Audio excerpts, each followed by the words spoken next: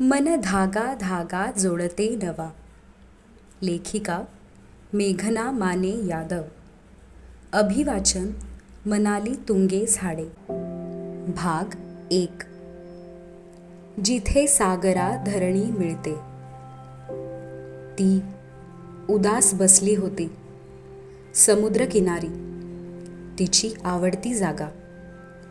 लाटांकडे निर्विकारपणे बघत, वाळूत बोटांनी रेखाटत. काही अक्षरे, काही आकार, काही चित्रे, काही असंबद्ध असे. वाळूत हात फिरवून बरे वाटत होते. सैरभैर मनाला शांत करत होता वाळूचा मुलायम स्पर्श. ही बहुतेक शेवटची भेट या जागेला. येणाऱ्या काही दिवसात इतकी व्यस्त होईन की दिवस अन रात्रीचे भान पण उरायचे नाही. पण हे सर्व जमेल का मला एकटीला? ही एवढी मोठी जबाबदारी पेलू शकते का मी एकटी? सर्व काही नीट निभावून नेता येईल का मला? विचारांचे नुसते थैमान मनात. मला नाही वाटत एकटीला हे जमेल. ताण आला आहे, भीती वाटते आहे. आज इथे तो हवा होता सोबत. ये ना परत, फक्त एकदा माझ्यासाठी. ती तोंडातच पुटपुटली. फक्त एकदा ये. माझ्या एकाकी अन भयाण रात्रींना तुझ्या प्रेमाने भरून टाक. पुन्हा एकदा तुझ्या मिठीत गाढ विसावलेली असताना माझ्या कपाळाला तुझ्या ओठांनी अलवार स्पर्श कर. फक्त एकदा रंगात बुडवलेल्या तुझ्या बोटांनी माझ्या गालावर नक्षी काढ. पुन्हा एकदा रात्री सागर किनारी निजून माझ्या सवे अगणित तारे बघ. फक्त एकदा भन्नाट विनोद करून मला पोट दुखेपर्यंत हसव. पुन्हा एकदा कपाळावर एकही आठी न आणता माझी अखंड बडबड ऐक. फक्त एकदा चहापेक्षा तुझी कॉफीच कशी श्रेष्ठ हा वाद घाल. पुन्हा एकदा आपल्या आवडीचा सिनेमा माझ्यासोबत अगणित वेळा बघ. फक्त एकदा माझ्या प्लेटमधून ती शेवटची कांदा भजी पळव अन मग मला चिडव. पुन्हा एकदा माझ्या हातातील पुस्तक काढून घे आणि म्हण, राणी, रात्र काय पुस्तक वाचण्यासाठी असते का? फक्त एकदा माझ्या छोट्याशा यशावर पण आनंदाने मला उचलून घे आणि घरभर फिरव. पुन्हा एकदा माझ्या केसांशी खेळत माझ्या मांडीवर डोके ठेवून गप्पा मार. फक्त एकदा साडीच्या निर्या सारख्या करून दे. मला अजूनही जमत नाहीत रे. फक्त एकदा निशिगंधांच्या फुलांचा वर्षाव कर सर्वांगावर. पुन्हा एकदा माझ्या डोळ्यातला अश्रू गालांवर ओघळण्यापूर्वी झेल. पुन्हा एकदा माझ्या डोळ्यात बघत म्हण, हे Megha, sweetheart, you are a beautiful soul. फक्त एकदा ये, घट्ट मिठीत घे आणि विश्वास दे की सर्व काही ठीक होईल. मी आहे ना तुझ्यासोबत. या विचारात असतानाच समोर एक लाट येऊन आदळली. फेसाळ पाणी किनाऱ्यावर पसरले. डिसेंबर महिन्याचा शेवट होत होता. हवेत छान गारवा भिनलेला. समुद्रावरून येणाऱ्या गार झुळकीने अंग शहारले, केस विस्कटले. ते सारखे करत तिने समोर पाहिले. सूर्याने नुकतीच जलसमाधी घेऊन झालेली. काळोखाने सोनेरी सायंकाळ गिळंकृत करण्यास सुरुवात केलेली. ती चालत बऱ्याच दूरवर आलेली. समुद्र किनाऱ्याचा हा निर्जन भाग तिला नेहमीच आपलासा वाटे. दूरवर पाहिले तर माणसांची गर्दीच गर्दी होती. लहान मुले वाळूचे किल्ले बनवण्यात गढलेली. पालक जवळच खाद्यपदार्थांचा आस्वाद घेत होते. काही जोडपी एकमेकांना बिलगून बसलेली. वृद्ध मंडळी किनाऱ्यावर पाय मोकळे करत होती.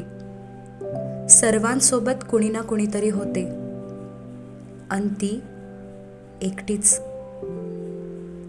आठवतं तुला, तू काय म्हणायचा समुद्राला पाहून?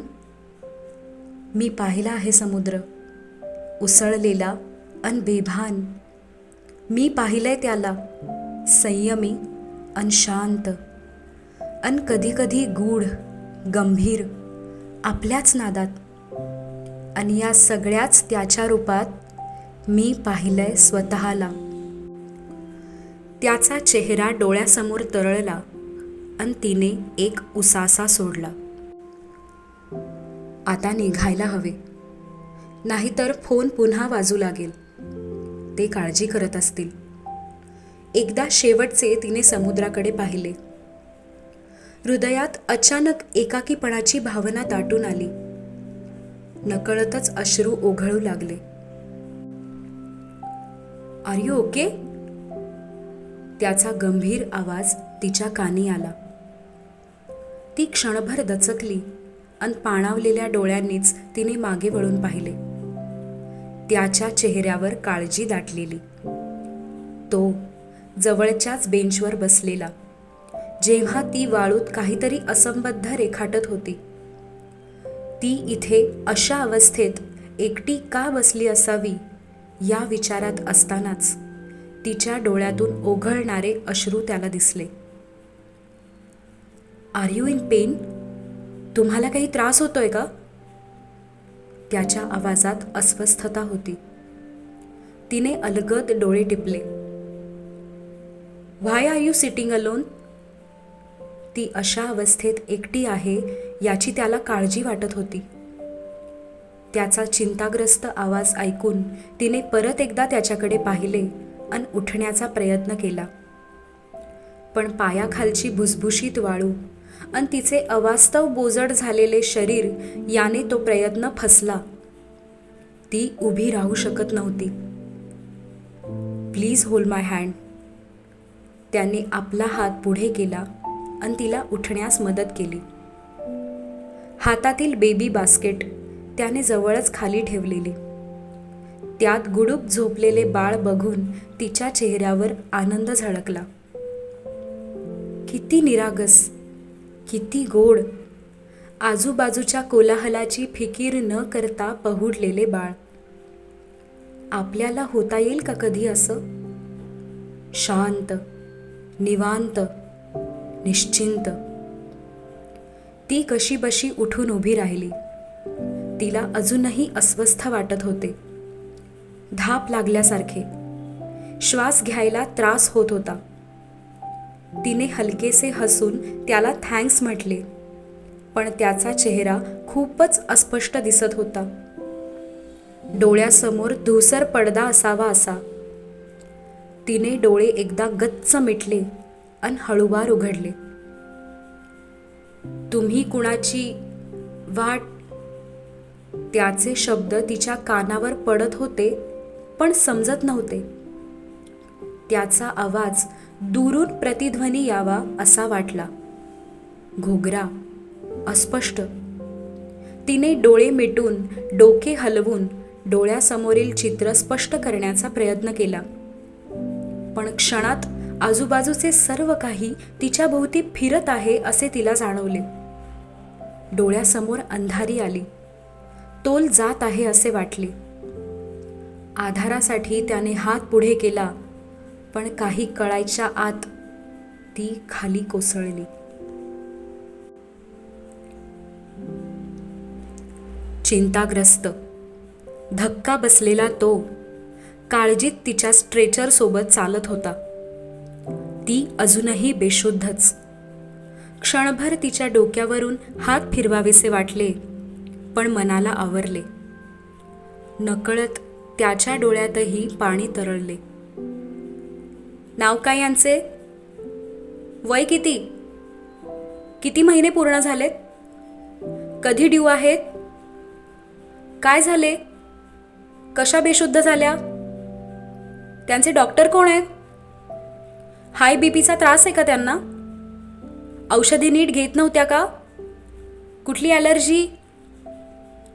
सोबत धावणारी नर्स त्याच्यावर प्रश्नांचा मारा करीत होती, ज्यांची उत्तरे त्याच्याकडे नव्हती. तिला आत घेऊन गेले. हा अस्वस्थ बाहेर येरझाऱ्या घालत बसला. बेबी बास्केट त्याने जवळच्या खुर्चीवर ठेवली. काय उत्तरं देऊ मी प्रश्नांची? कशी मदत करू मी तिची? अचानक तिच्या पर्सकडे त्याचे लक्ष गेले. त्यात काही ओळखपत्र मिळते का हे तो शोधू लागला. तेवढ्यात तिच्या पर्समधील फोन वाजला. क्षणाचाही विलंब न करता त्याने उचलला. हो हो येस, ती अचानक कोसळली. आम्ही सिटी हॉस्पिटलमध्ये आहोत. मी आहे इथे तिच्यासोबत.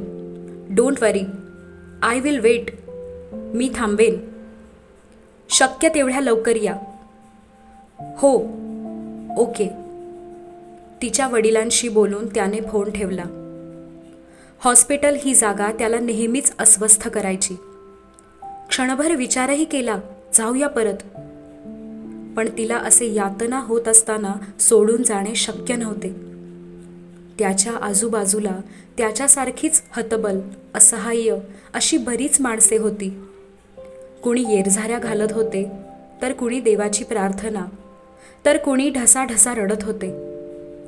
त्याला अजूनच अस्वस्थ वाटू लागले. काय एवढ्या वेदना सहन करूनच सुखाचे क्षण पाहायला मिळतात? आणि कधी कधी तर ते सुखही नशिबात नसतं. दीर्घ श्वास घेऊन मनातली चलबिचल थांबवण्याचा प्रयत्न केला. शांत राहण्याचा असफल प्रयत्न. तिचे आईबाबा अजून 2 तास येऊ शकत नाहीत. मी काय करायचं मग? इथे बसून फक्त वाट बघायची? मी का आहे इथे? मी तिला काहीच मदत करू शकत नाही. या विचारांनी तर डोके सुन्न होण्याची वेळ आलेली. नर्स धावत बाहेर आली.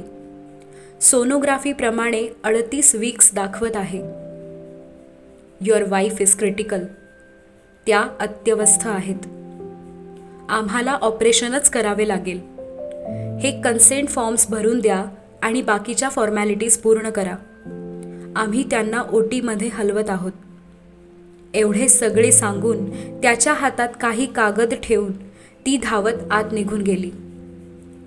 वाईफ, ऑपरेशन, कन्सेंट, सर्व शब्द अनाकलनीय होते. मन सैरभैर झालेले तिच्या काळजीने. काय करावे सुचत नव्हते.